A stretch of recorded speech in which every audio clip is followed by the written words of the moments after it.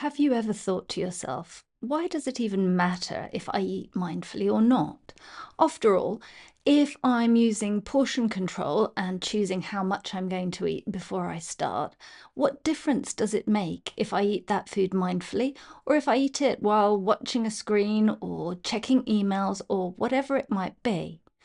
In this video, I'm going to explain why it does matter that you eat mindfully, look at the 3 worst ways of eating and what we can learn from them, and talk about how to make a start with mindful eating.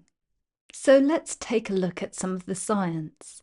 For one thing, if you are eating in a non-mindful way, you are not forming memories in the same way as you would if you were actually paying attention to what you were doing.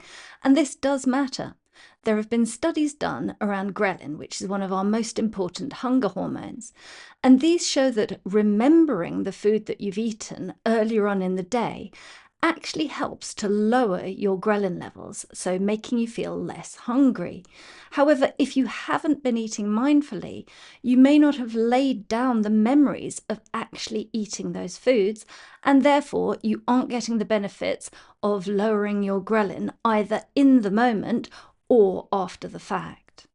The second factor is that when you are eating in a non-mindful way, you aren't picking up on the satiety cues that your body sends you. And partly this is important because your exact needs do vary a little bit from day to day, depending on what exercise or movement you've been doing, what else you've been eating, when you're eating, and so on. Therefore, being aware of those satiety cues is a great way of accurately assessing what you actually need so that you can stop when you've had that. A third point about eating mindfully is that if you are not eating mindfully and you haven't predetermined a portion size for yourself, you are extremely likely to underestimate how many calories you're eating or how much you are eating. And because of that, there is a lot of chance that you will overeat, eat beyond what you need, and also that thinking back on it, you will think that you've eaten less than you actually have, which encourages you to eat more later on. For all these reasons, people who eat non-mindfully tend to have a higher BMI and to overeat more frequently. Let's take a look at some of the worst ways of eating non-mindfully and what we can learn from them. The biggest culprit in non-mindful eating is eating while distracted, and especially if you're eating in front of a device.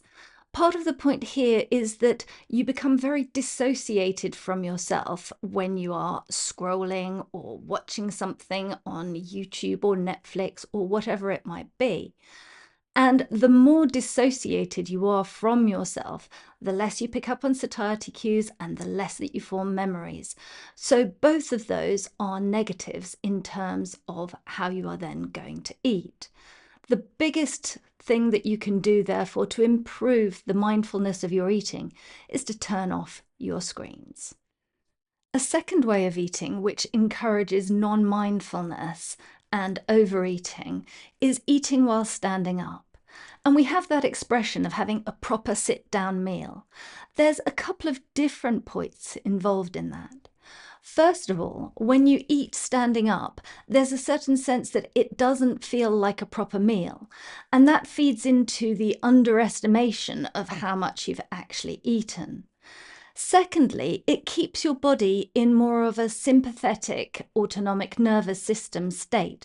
So a little bit more on the activated, gotta be up and doing things side of things, rather than in rest and digest. This means that you do not digest as well. And it also means that you have higher levels of cortisol, for example, which raises your ghrelin levels.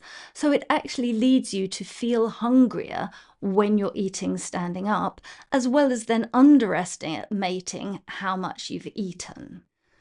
A third way of eating poorly that has been studied quite a lot is eating at a buffet. And here, for one thing, because there is so much food and it's piled high, it's less easy to judge portion sizes. Secondly, because there's so much variety, you're like, oh, I haven't had that in a while. That would be nice. So you're more likely to eat more because there's more variety of things that feel interesting and enjoyable and appealing. There's also the money psychology around a buffet meal, where because it's already included, because you've already paid for it, you feel like you have to make the most of it, which can also play into you overeating or eating more than you really want or need. The question of variety is an important one because when there is variety, we are more likely to want to eat that. This is partly biologically determined. In order for us to get all the micro and macronutrients that we need, our body has programmed us to want variety, to have different things, because that way we will be getting a broader spectrum of the things that we need. Therefore, what we can learn from this is that it is better to have a variety of healthy foods available and not a variety of unhealthy foods, as is often found in a buffet. As for eating mindfully, what does that actually mean? A lot of people place a focus on looking at, smelling, tasting the food that you're eating. And that can definitely be a very good way of going about things. Really noticing and paying attention to what you're eating, the different flavors, textures, colors. All of that can lead to the food being more enjoyable and also helps you to lay down very good memories of what you have eaten. However, people often say to me, I can't focus on the food, I feel uncomfortable with it, or it's too boring.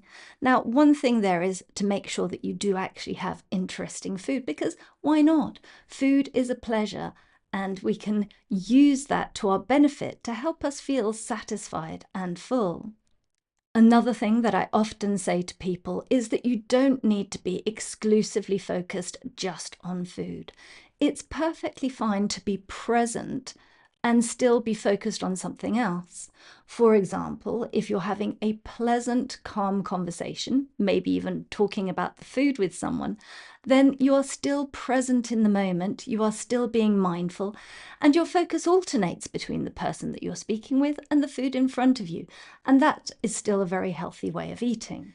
Equally, you could be gazing out of the window, noticing the environment, or noticing just what's in the room with you, looking at some artwork on the walls or looking at the table before you. It doesn't have to be a focus purely on food.